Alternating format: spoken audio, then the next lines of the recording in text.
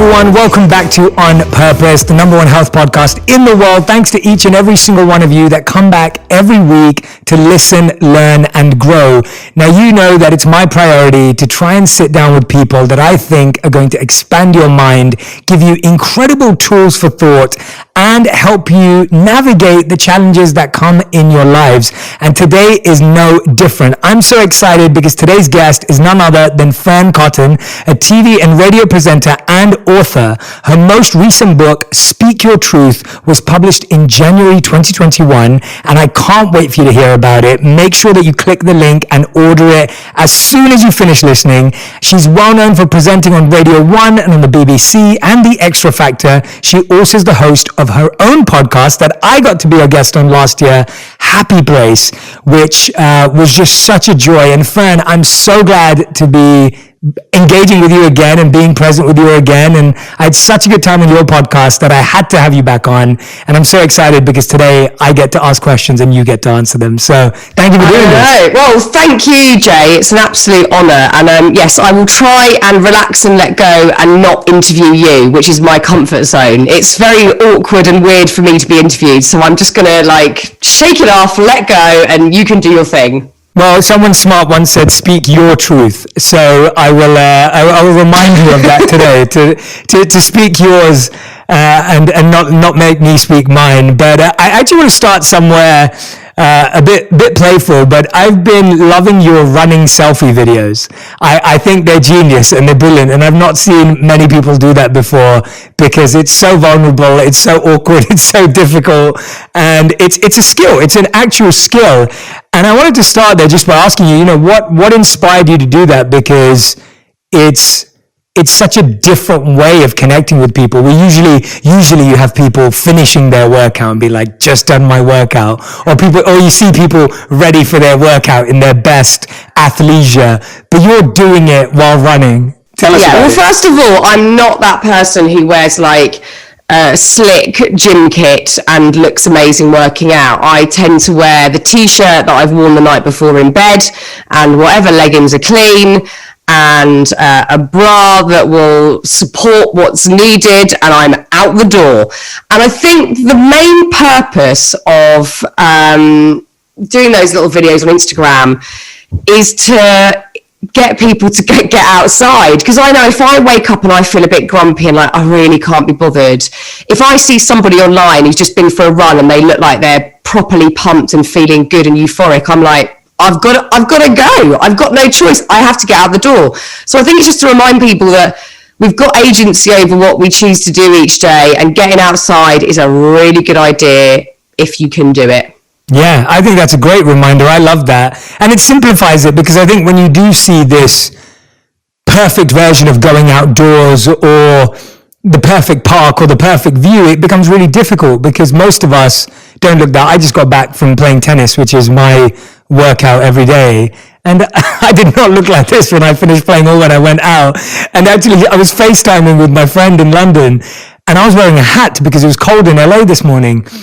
And he was looking at me, he's like, "Why are you wearing a hat? Why do you look like that right now?" And I was just like, it's so cold right now in LA, in the mornings at least. And so, no, I love that. I think that's a great reminder.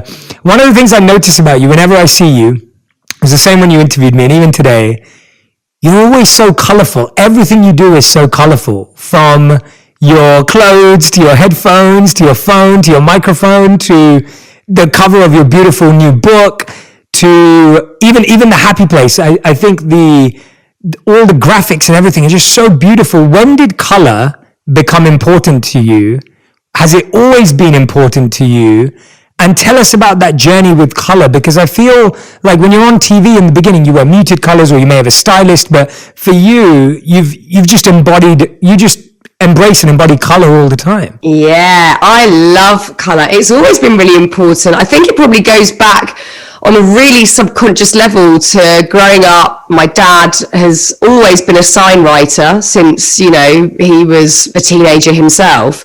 So we always grew up with a lot of paint and colour in that respect. And I'm a massive fan of painting myself. So I've always been really into getting colour on canvas and drawing. And it just makes you feel good. And I'm not one of those people that is desperate to look chic or to look perfect or to look really like sophisticated. I'm not sophisticated. I like to express myself, and I like to feel joy, and I like to push the boundaries in that way. So yeah, I think I try and inject colour. Like in my home, all the walls are painted in various colours, and it just makes me feel really good and just sort of elevated. I think when we're feeling really low and down, and we want to blend in, we want to wear dark colours, and we want to not be seen. So I try and push myself to get myself out there and, you know, wear things that are going to make me feel alive and vibrant. So yeah, I'm much more colour than I am chic, that is for sure.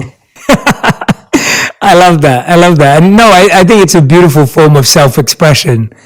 And it's nice that you've allowed yourself to just give yourself the permission to wear whatever color you want, to put whatever color you want on the background, and you do feel so much better from it. And I think it applies to something that I think you embody quite uniquely, and in your introductions titled this, you know, how getting quiet made me louder.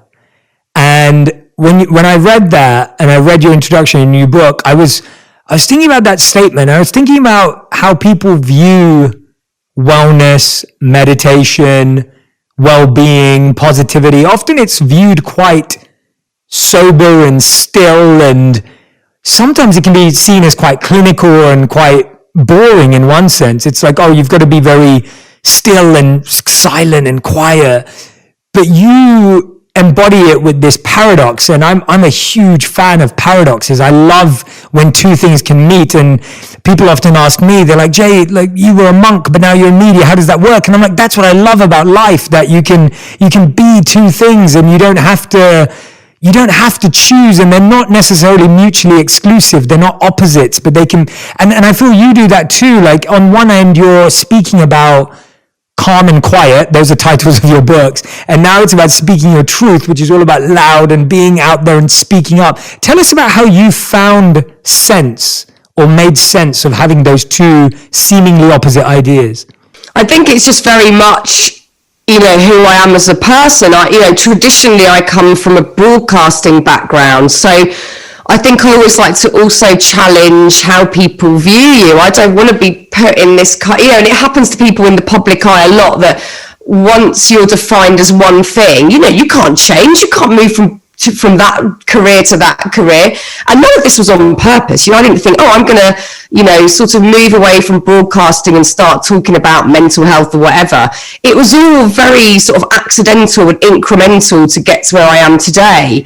But I think it all does work. Like, life is a big mess. Life isn't linear. Life isn't perfect. Life is never one thing. It's everything. Life is everything, and it's color, and it's monochrome, and it's loud, and it's quiet. It's absolutely everything. And I kind of have to find that balance, because if I, especially again, in the UK, being in the public eye, if I'm putting myself out there again and again and again, and also then you are open to whatever feedback you get, I have to find the balance with that, and find the quiet bit and find the still bit.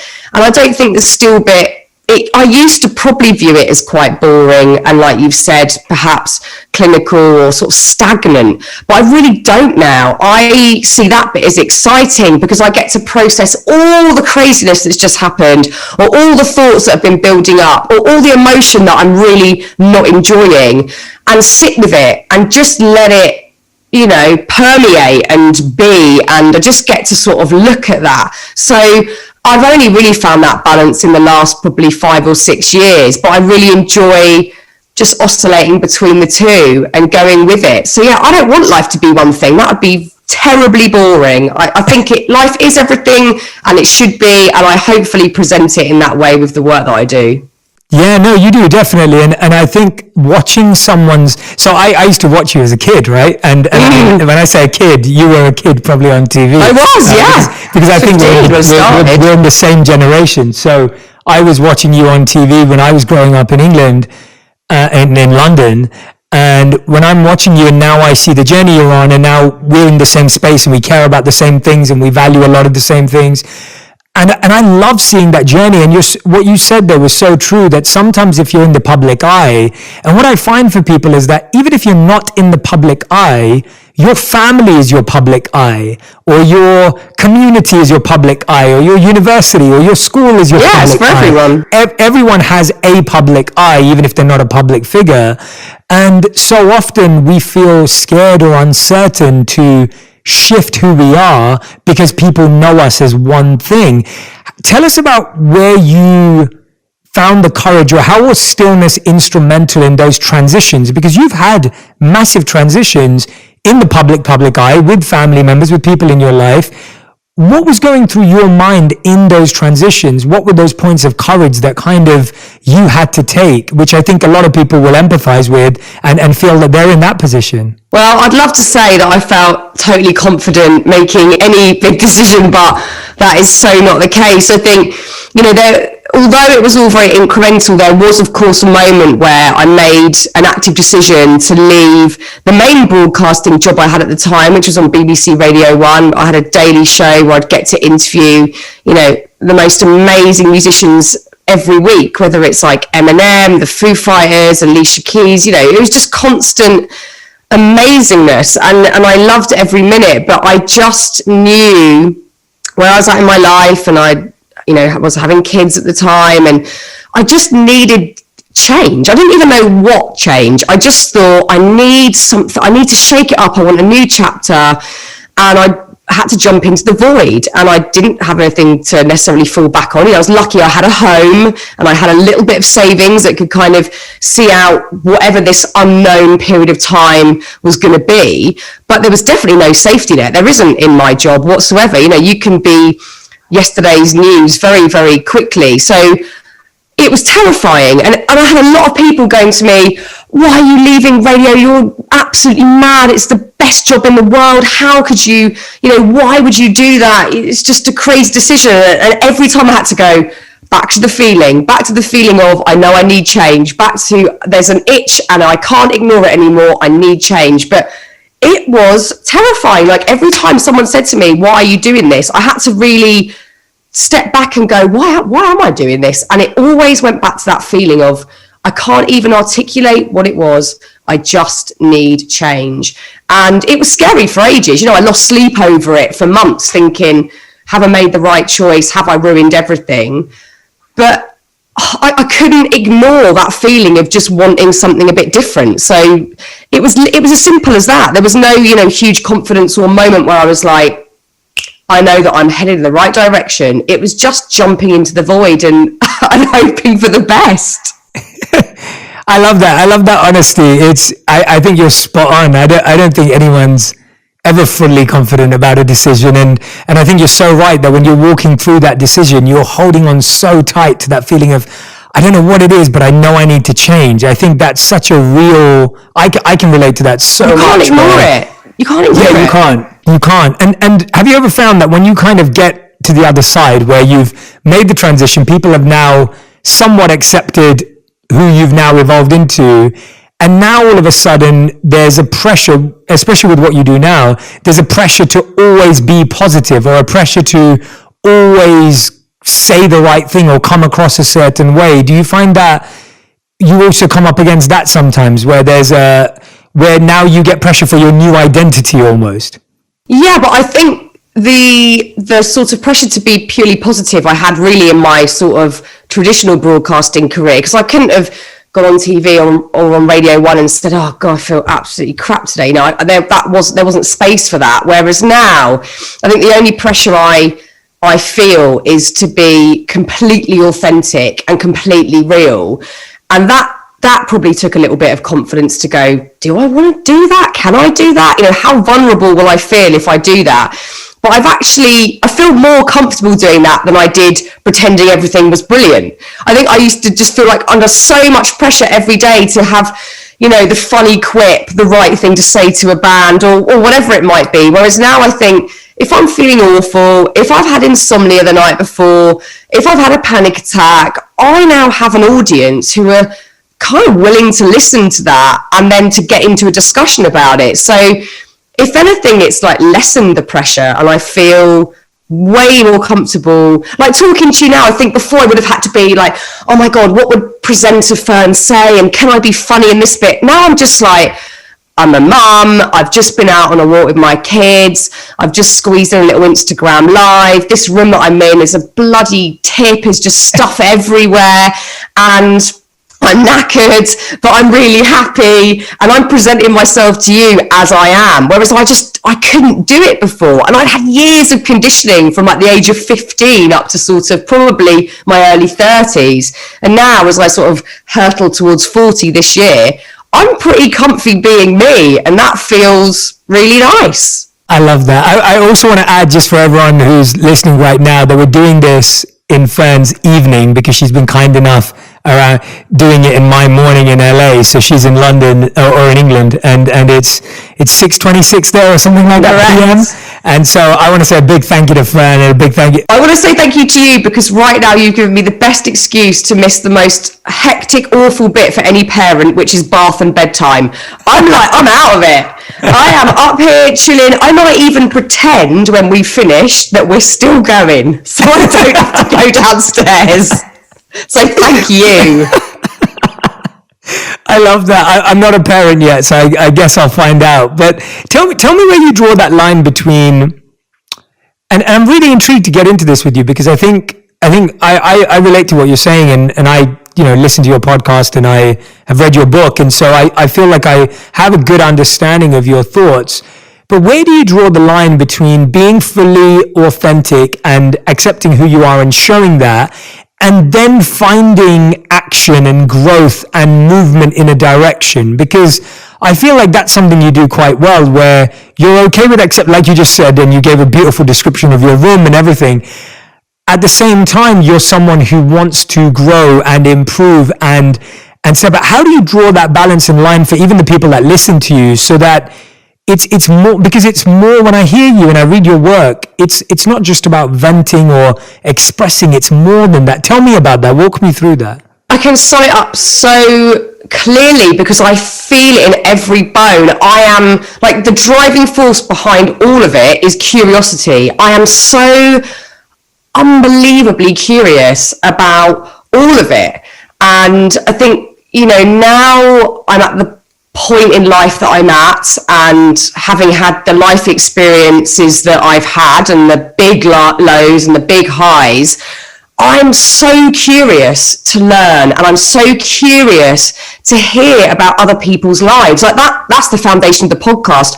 I want to know, like, what drives people. I want to know what gave them the confidence, the courage to make big decisions. I want to know how they got out of, like, dark black holes that they felt they couldn't get out of. I'm so curious because, like you've just said, I want to move forward, I want to grow, I want to expand. I don't want that to ever end. I want that to be just perpetual, like an omnipresent willingness to learn and move forward, but with everybody else. I don't want to be like, here I am, I'm telling everybody what I know. I'm with my audience doing it, because I could have had a panic attack the night before about something, but then the next day be interviewing some amazing prolific teacher or speaker, and I want to get as much as I can out of that for me so I can help myself, and also for my listeners, because especially at the moment everyone is struggling. It might not look like it because we'll go on Instagram and everyone looks like they're having a wicked time, but everyone is struggling in some way. It's all varying levels, obviously, and in varying ways, but everyone's got struggles going on. So I'm not going to sit there in those struggles. I'm going to listen to these.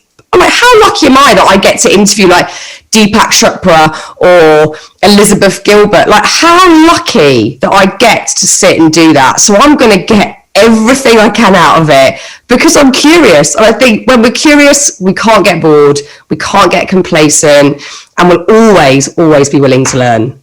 I love that. And I think when you allow yourself to get curious about pain or challenges or pressure, as opposed to getting judgmental about it or getting self-sabotaging or judgmental about how you feel right now, you allow yourself the opportunity to go, okay, well, what can I learn from this? Or what can I learn from this person?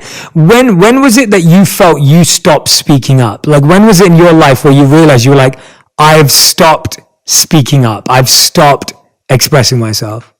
I think for all of us, there's, definitely this, just, it happens all over the world. This very normal social conditioning that we all go through, either from our parents, teachers, just from being out of your own home, out amongst strangers, that you act a certain way. Like my kids are now 5 and one of them's about to turn 8. And, they're pretty wild still, as they should be. If they're unhappy about something, they will kick off in the middle of the street. I don't care there's people watching or that it's embarrassing or whatever. They'll just go for it. And, over time, we all get that sort of social conditioning that we have to act a certain way, we shouldn't show certain emotions, etc. Some of that's going to serve us well because we're going to be able to forge great friendships, get jobs, etc. But we all take it way too far. And I think for a lot of people, depending also on the type of person you are and the dynamics that you find yourself in, you might become highly responsible for everybody around you. So feel like you've got to always be pleasing everybody, and you shut down your own needs and the possibility of delegation, etc. So I think a lot of us start saying yes when really we mean no. And for me, that probably started at quite a young age, because I started in TV at 15 and I came from, a working class background. I didn't know anyone in TV. This was like the absolute dream come true, completely unusual. So I wasn't going to turn up and be like, I'm not wearing that. I'm not saying that. I was like, yes, I'll wear anything you want. I'll wear the purple corduroy flares. Yes, you can make me have any makeup. I don't care. I'll say whatever you want, because I couldn't believe I was in the job. And again, some of that served me well because I was able to keep going. But again, I took it probably way too far. And in my 20s, I think there were a lot of moments, either at work, but also in my personal relationships, where I just didn't feel the confidence to say my bit. I didn't feel deserving of it. I just felt like, well, who's going to listen to me? What's my voice got to do with it? I thought that everybody else was right, that everybody else knew so much more than I did, that I just let everybody say and do what they wanted, and I just remained quite silent. And again, this has been such a new thing for me, really within the last 12 months is when I've dug deeply into this subject matter. So really, it's only the last few years that I've even experimented with using my voice in a really authentic way, where I believe I can help people, but also I believe that I deserve to ask for help, to say no, and to set really healthy boundaries. Like, this is very fresh and new for me. This book is not coming from an expert-led place. This is like, I am on this journey with you. How do we do this? So hopefully the book comes across in a way that's encouraging, but also like, I am struggling. I am with you on this one, because it's really hard. It doesn't feel anything else but really genuine, where you're coming from that place of like, guys, I'm trying to figure this out right now. But at the same time, I think you said 3 really incredible things there. You talked about saying no, setting boundaries, and there was one more, but those 2, first of all, saying no and setting boundaries as being such important, simple steps to speaking up. Because I think even when we think about speaking up, we think, what does that really mean? Yeah. And there you've kind of defined just very simple steps that someone can start with. Tell us about saying no, because I think that was a big one for me. That was a big one for me for this year, actually, for me for 2021, where I've been, unfortunately, I had to email back a few people at the beginning of this year just saying, sorry, I've just trying to learn to say no, and I just can't do this, and it's so awkward because you want to please everyone and you want everyone to be happy and you want to make people happy. And tell us about saying no and your journey of understanding where and when to use that one. Yeah, well, first of all, it's absolutely right that I don't think speaking your truth is just like, I'm going to say whatever I want to anyone, because that's problematic, and we'll get onto that later. But I think saying no is a really good way of practicing this, because like you say, you want to keep everybody happy and sweet, and you also want to be making the right decisions so that you're meeting interesting people, engaging with interesting people, etc. But when it becomes detrimental, there has to be healthy boundaries. And also, like, one of the easiest ways to test whether you really meant no, we've all done this. Someone says, not this year because we're not able to go anywhere, but do you want to come to this party? Now, I don't really like parties. That again has been something that I've found the confidence to say out loud more recently. I hate them. I just don't like parties. I sometimes like my own parties, which is quite selfish, but I'm not a massive fan of going to, like, unless it's someone that I really know well, I'm going to know everyone there, then that's super fun. Someone invites you to a party and you say yes because you think, how can I not go to the party? I've got to go to the blooming party. Then the day before the party, you're literally like dreading the party. You can't even think of how you're going to leave the house. It's going to be dark. You're going to be knackered. How am I going to leave the house to go to this party? And then on the day, you make up some awful excuse that, you know, your kid's got a runny nose and there's a work thing that you didn't do, and then you're lying. And then you don't go to the party, and then you spend all night at home going, oh, I feel so guilty about not going to the party. It's so awful that I lied. I didn't go to the party.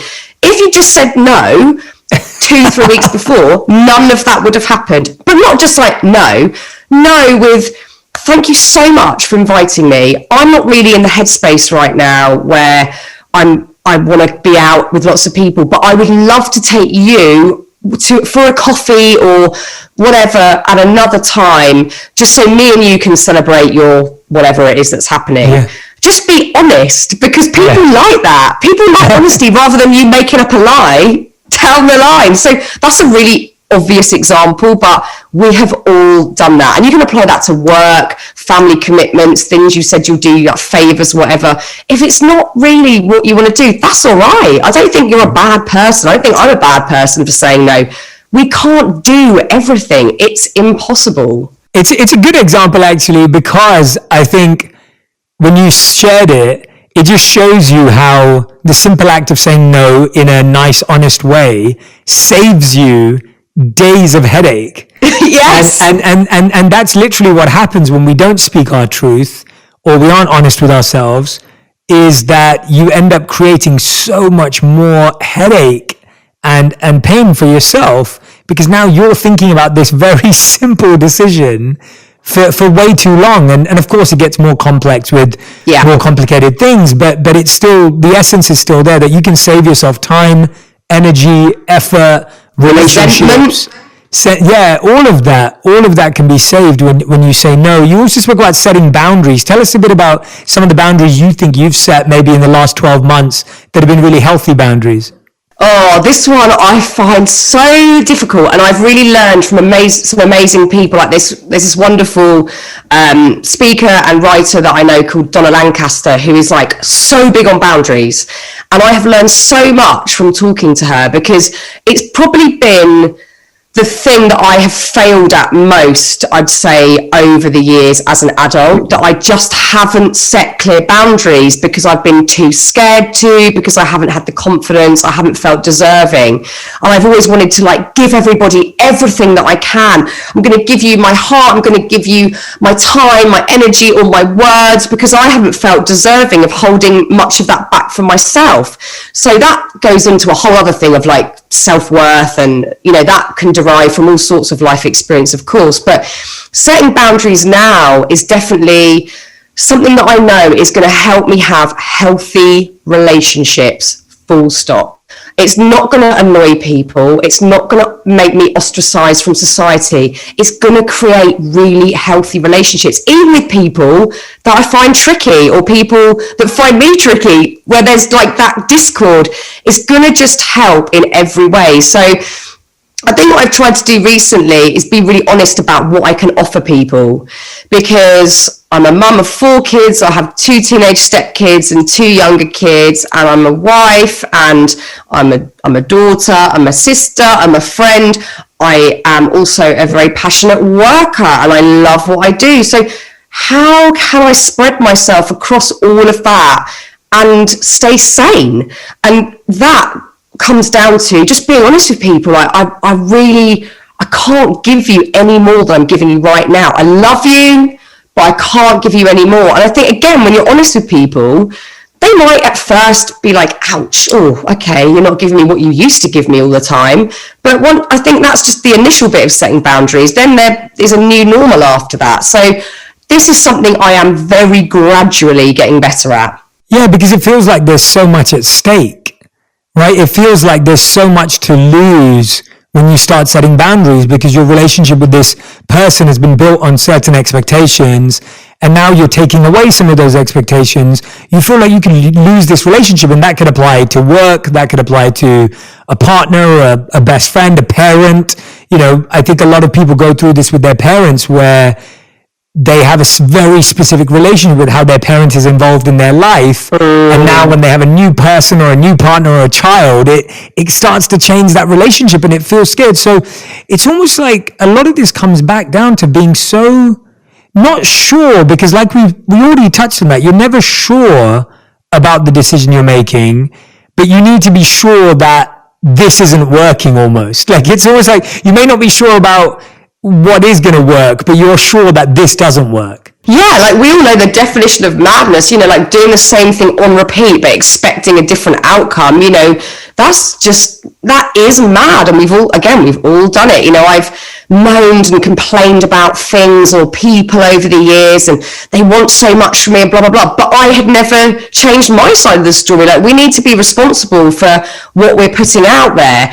And, you know, it is very complex, like you've just said, when it comes to, you know, parents or very close relatives, because they might have years and years of being used to you being one way.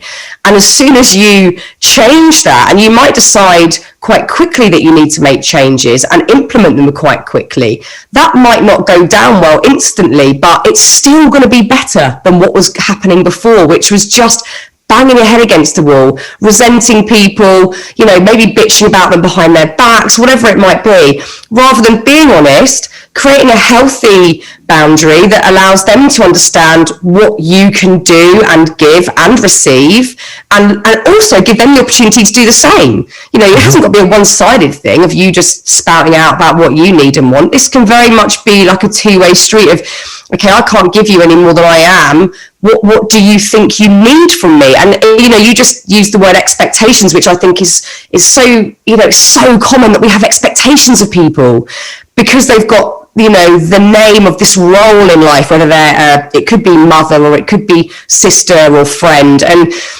sometimes we need to look at what expectations we're putting on other people as well as ourselves, you know, and is it fair to have expectations of other people, and what are the varying degrees of that? It's all bespoke to what's going on in your life. I can't tell anybody out there how they should be living their lives, but we'll know deep down what responsibilities we hold and if they're the right ones or not. And I have, I guess, over the years, generally been someone that takes on a lot of people's responsibilities that aren't mine. And I've thought that they were. And I've actually recently gone, oh God, none of that stuff's mine. I don't need to carry that. That's not mine. I'm going to just slowly hand that back and set a new boundary. But again, as I said, this is like new stuff for me. I'm learning it and I'm excited by it. So I'm talking about it so passionately, but it's an everyday commitment and it's hard. Yeah, I love that. We almost have a to-do list for other people. So it's like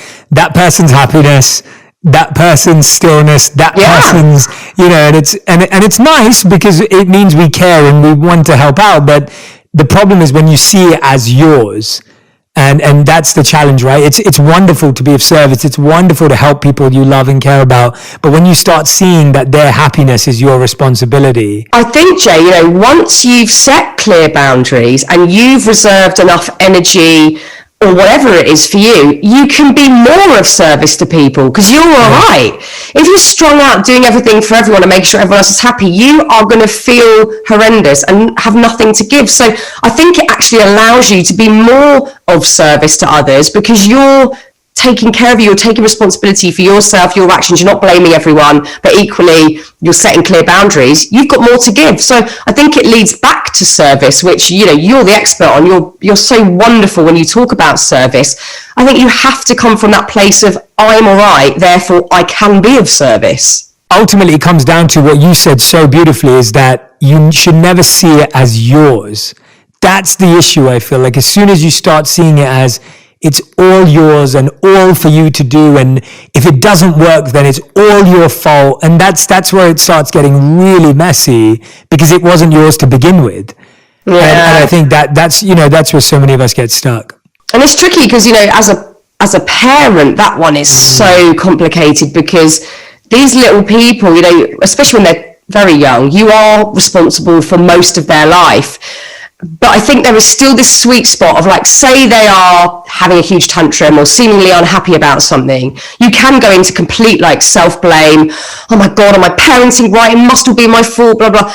And I think, you know, you do still have to have that slight moment where you step back and go, they're little people, they are their own people. You know, I can't be responsible for their, you know, having other emotions other than happiness is fine. And I can let them do that. Like if they're going to be super unhappy about this, I'm going to let them do that right now, you know. And there is still a little sweet spot, I think, where you can do it, but it is tricky. And I think especially with teenagers right now, they're having a really tough time. Not necessarily my stepkids, but I mean, you know, in general, teenagers across the globe are facing a lot of uncertainty. You know, the future is very unknown, and that for parents is really, really difficult because you want them to feel okay. And at the moment, I don't know how any of us are meant to do that. So it is complex. It's not an easy thing to do, but we have to be able to let go to some extent because it is out of our control. Yeah, no, for sure. Lockdown, as you were saying, and we were talking about, as you've been touching on, it's been a really tough time for everyone in every way, and, you know, different things for different people across the world. But for you, it's also been a time of being really creative. And you've felt this really creative spark, both personally and professionally. Tell us about why you think this time was so powerful for that, because I think for a lot of people it hasn't been that, or they want to shift to that and they haven't quite got there. How was it such a creative time for you? Yeah, I know exactly why, and it's really interesting. I think, you know, I've not been in my adult life someone that is particularly good at like going on holiday or vacation. You know, I'm not the sort of person that's like, oh, I'm just going to relax for a week or 2 weeks. When I'm in that sort of space, and, you know, the pandemic has been a much less glamorous version of that, where we're not going on holiday, but we're forced to stop. We can't do anything. When I'm forced to stop, everything comes to the surface because I'm so busy normally, and I keep really busy, and I'm probably quite hyperactive as a human. When I'm forced to stop, everything comes up. And I might have a period where I'm like so edgy and like physically tense and like, oh my God, I could just like pull my hair out. I don't know what to do with this energy. Like I can't stop. How can I stop? And then that starts to turn into, okay, why am I feeling, what emotions are there? Why am I feeling like this? What does it root back to?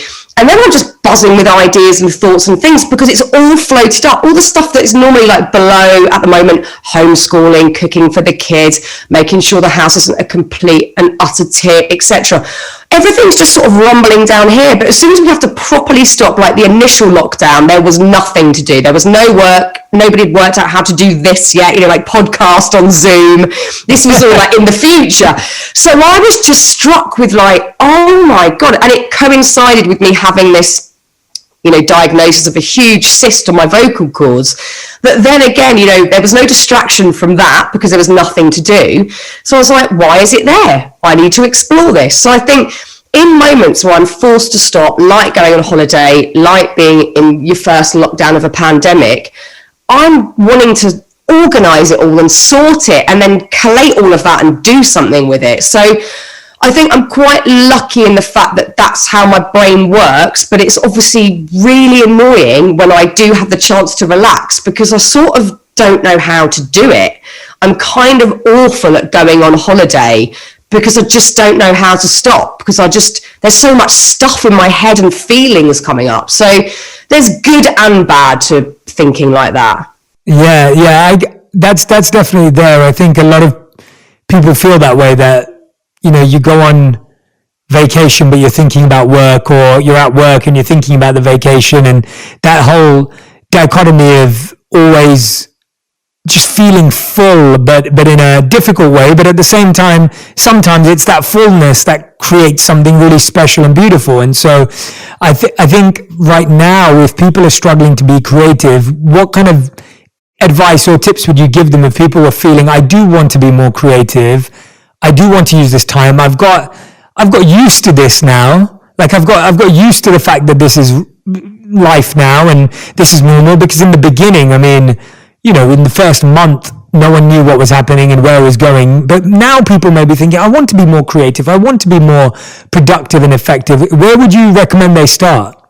I mean, I can only really talk from my own personal experience of how I do it. And I think any negative thing that happens to me, or any negative emotion that comes up, or anything I feel stuck in or edgy with, my first thought is, oh, how can I use this? You know, what can I do with this? Rather than, oh, this is awful, I hate this, I'm trapped in it. I go, what can I do with this? And I think if you work in a creative industry, or your hobbies are creative, whether it is painting or music or writing or poetry, you can channel all of that. Like some of the best songwriters who I'm either friends with or ones that we all just know and love, you see them directly channel their most horrific pain into something so utterly beautiful. I'm not doing it on that level, but I am certainly using it to go, right, I need to do an Instagram live about this. I need to do an Instagram live about panic or anxiety, or I need to do write a piece about the feeling of dread. Like I need to get it out, and I want to then engage with other people to hear what they think, what their experience is, so it's not just this kind of internalized thing that I'm going through. I want to feel outside of that. Or what's everyone else thinking about that? Do you feel this? Again, it goes back to that curiosity. So I think if you are a creative, well, everyone's a creative person. There's no like creative type. Everyone's creative on a level. It just all manifests in a varying manner. I think you need to not disregard all the negative circumstantial things that happen to you, feelings that you have, things that you're witnessing that you feel is unfair. Channel that into creation. We've all got the ability to do it. It might not be fine art or writing a beautiful piece of music. It might be gardening. It might be making something out of cardboard boxes with your kids, but just channel it out. I think when we get stuck in all that negativity, that's where we get writer's block or can't paint or whatever. But use all that dark stuff and make it into something gorgeous. Yeah, that's such a great point, I think, that you've brought up, because it's almost like everything in our life is cyclical, and everything's going around in a cycle. And the challenge is that when we're feeling something, it's just getting stuck, and it's just getting stored somewhere and blocked somewhere.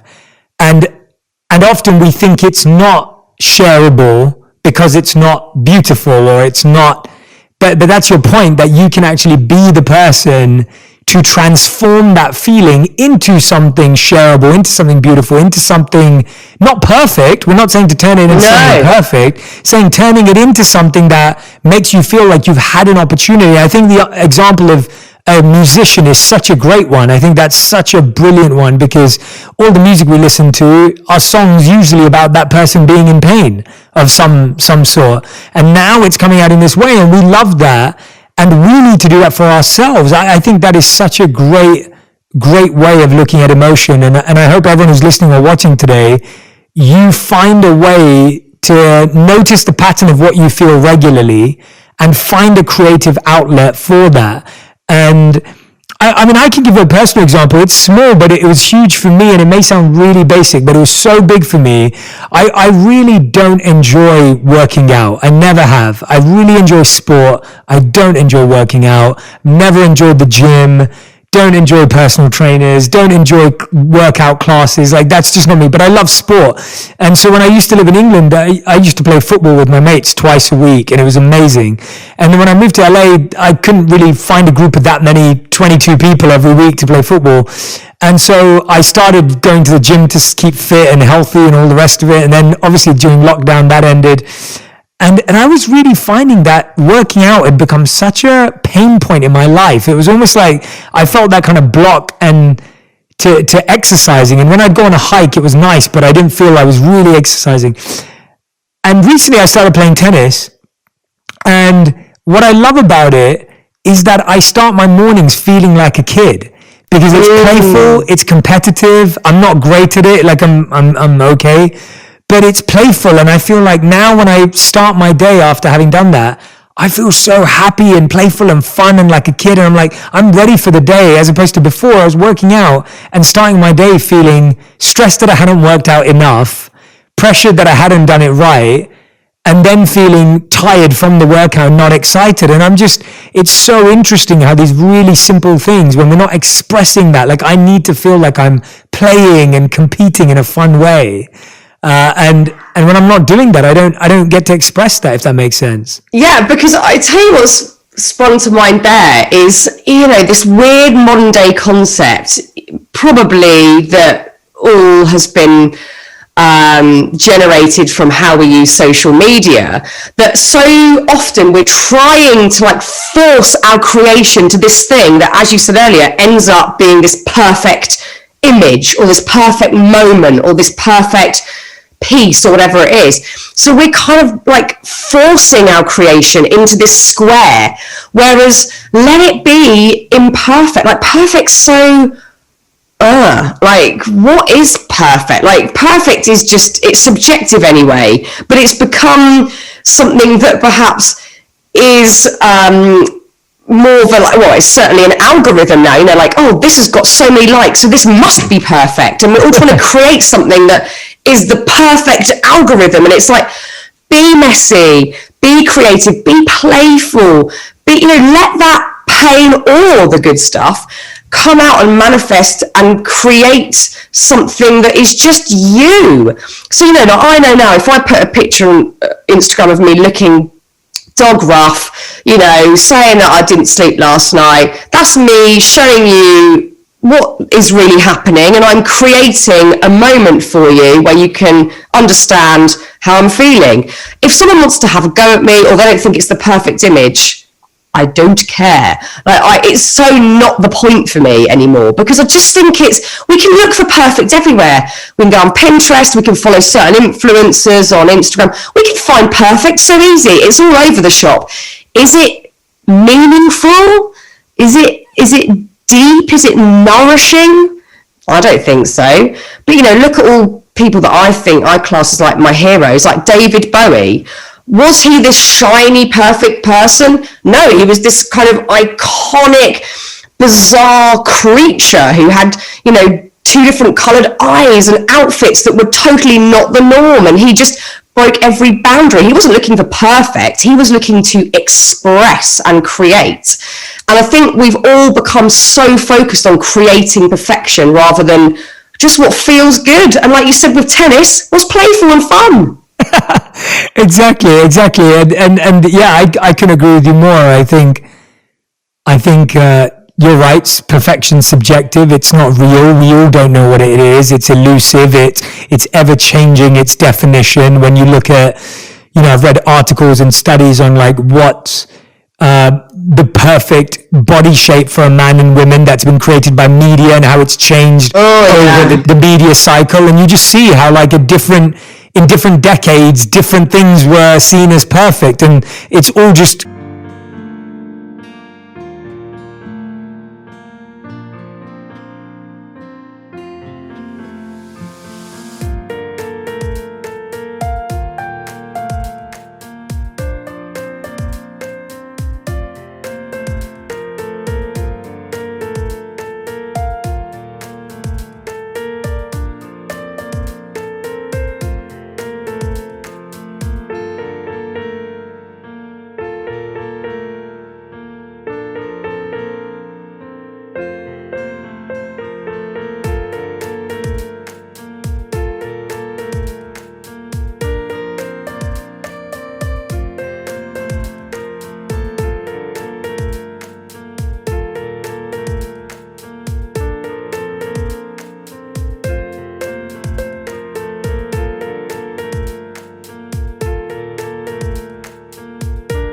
created and manipulated by what we see and what we're exposed to. And so there is no such thing as perfect, but there is just allowing yourself to feel. But what you're saying, what I think's the distinction that I want everyone to get who's listening and watching is, it's not just about feeling your pain. It is about expressing it, sharing it, creating from it. Because I think there's a lot just about feeling it, which is important, but then something has to happen with it after you've felt it. And I feel that's where a lot of us are missing that link. Yeah, maybe saying using the word creating is actually being too narrow-minded, because a lot of the time, rather than sitting with that pain, you could choose. Like I often, if I'm feeling angry, I will run. I will get outside and I will run and I will listen to some like heavy music, like Kings of Leon's first album, which is all angry and ferocious, and I will run it out. Like, I'm not necessarily creating anything, but I am moving it on and I'm getting it out. And I just know that if I feel one of those heavy emotions, I just can't sit in it. I've got to do something. So if it's anger, I need movement. If it's depression, I need to write, or I need to talk. I need to connect with other people about it, even though that feels nearly impossible. But I've got to do that. And if it's panic, I probably need to paint or draw or do something fidgety and, like, you know, move and get it out of me. You just have to work out what's right for you, but, like, get it out. Get moving, get it out. That's a great list, though. That's a really good list of, and that's exactly what I think about. Like, I always say to people, when you feel hungry, you eat. When you feel you need to be clean, you take a shower. Like, we have something to go with how we feel, and we haven't found what we should focus on when we feel something. And what you've just drawn there for yourself, which I agree, you're not saying everyone needs to do it the same way, but I love the way you made that really simple. It's like, when I feel this, I need to focus on this. When I feel this, I need to focus on this. And it's almost like each and every single one of us, and I know your book does this beautifully, you have lots of different activities and exercises and places for people to scribble, because I think it's so important to do that, to feel something and then move forward or focus on something else. So I think that's a really great piece of actionable advice that I would suggest, that if everyone can say, when I feel this, if I feel this, then I do this. And you can play with it and experiment with it. And also look at what you do habitually, because normally, and this is what I've learned the very hard way, what I used to do was, I feel depressed, I'm going to buy some shoes. You know, I've done an action, but it's not been the right one. So I think we've got to find things that are free, because all of the good stuff is free. We've got to find things that are easily attainable or achieved. So whether it's just like drawing with a pen on paper, so it hasn't got to be paints and a canvas, you know, just doodling, like, just express in a way that is like very old school and natural and free, because that will always be the thing that feels better than buying something, or, like, you know, spending hours scrolling through Instagram because you feel sad. That's not going to make you feel better either. Or sending someone a terrible text because you want to blame someone else. Like, I think it's about making sure that action is going to bring you up a level from where you are, not make you sink further. You know, what's going to get you one rung up the ladder, even if it's like anger to, you know, just feeling a bit edgy. That's good. You know, that's better than going down into, like, despair. Just, I think it's about looking for the action. And I don't always do this. God, I will still sometimes buy a pair of shoes when I really shouldn't be, or, you know, say something to my husband that was, like, not his fault, and just go and blame him. You know, I'm a human. I'll still deal that. But from the work I do and the people I talk to, I definitely have a deeper awareness of the moments where I should take a good positive step in the right direction. Yeah, that's brilliant. Thanks, Fearne. I love that. So I've got two segments that we end on purpose with every time. One's called Fill in the Blanks, and the other one's the final five. So we're going to start with Fill in the Blanks first. And so, Fearne, this is your fill in the blanks. Vulnerability allows me to share. Like, it allows me to share. That is the gift.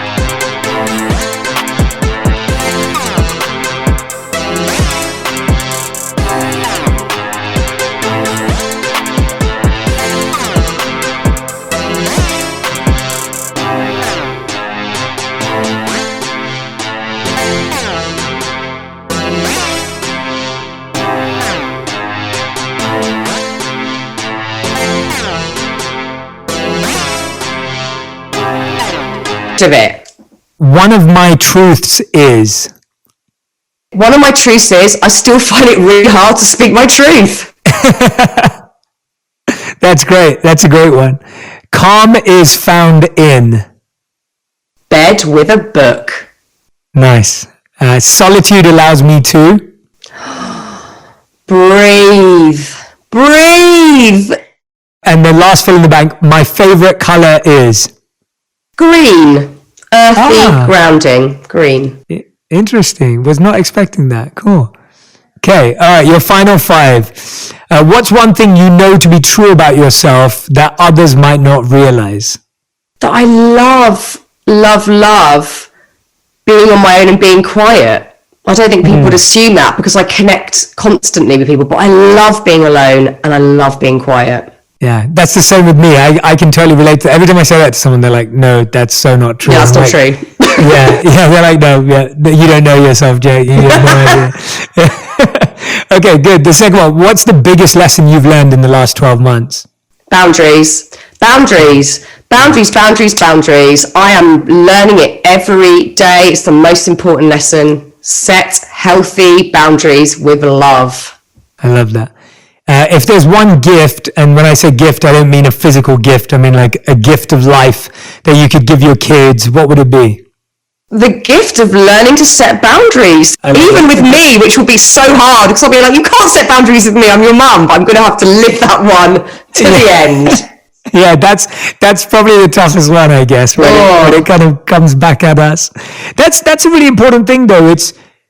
I'm going to take a slight detour before our last couple of questions in the final 5, but we talk a lot about, and maybe you were saying about your friend and the expert you were speaking about with boundaries. We speak a lot about setting our own boundaries, but how good are we at accepting other people's boundaries? Once we get good at setting them ourselves, we probably naturally will be much more accepting of those given to us. Like, so say my friend Donna, who I was talking about, every text she sends me, she goes, like yesterday, she said, I did this interview recently. I thought I'd send it to you if you want to read it. #boundaries, you don't have to. And, she'll constantly allow me to set a boundary. She'll ask for one and I'll go, no, I want to read it. It's fine. But I think once you're really good at it, you're almost expecting people to do it. I think when we're either being a martyr, which I've definitely done over the years, try to do everything for everybody else and put myself last, all that sort of stuff, or we're just generally people pleasing. When people set boundaries, we think, how dare you? I give everything to you. I do everything for you and you're setting a boundary, but that's only because I haven't set any. So I think when you're setting them well, you're almost expecting other people to. So I think that one will hopefully come naturally with the other. Yeah, that's a great answer. I think that's also a great test and self-check on whether you're actually setting boundaries effectively. Is if you can accept someone else's boundaries, chances are you're getting better at setting them. Yeah, and it's a good test and a good check. I like that. I'm really glad we touched on that. All right, your final 2 questions. If you could create a law for everyone in the world to follow, what would it be? You can't say set boundaries, but you can. Yeah, set boundaries. I think. I have to look at what's going on in the world at the moment, and we certainly don't need any more rules, that's for sure. So I think it would be that we all have to just accept that we all think differently, because everyone's fighting, everyone's arguing, everything is so divisive, and at times we do need to stand up for our beliefs and join in a community and do good, if it's always coming from like a benevolent place, with good intent. But I think we just, like, the thing I think we all need to think, and the sort of law that we all need to kind of abide to, is we all think differently. Like, that is human nature, that is law, that is what's going on. We all think differently. We're not going to always meet in the middle, and that's life. We have to be accepting of that. Yeah. It's a great answer. All right, 5th and final question. What's something that you used to think was true, but now you no longer do? I used to think that success was kind of like the biggest, the best, the shiniest, the most perfect. Oh, I really don't think that anymore at all. It was the biggest lie ever that I believed. Success it's a feeling. It's a feeling. It's not a thing. It's not a number. It's not something that's visual. It's a feeling of, I could do something that was quite small and intimate with my writing, and it just felt juicy and right, and that is success. And I think we all need to, in the modern world, really look at that, marker of what success is to us, rather than what it looks like on Instagram, how many numbers there are, followers, money, shiny cars, whatever. It's just not any of that. Success is a feeling, and I've certainly learned that over the last probably 10 years of my career, I'd say.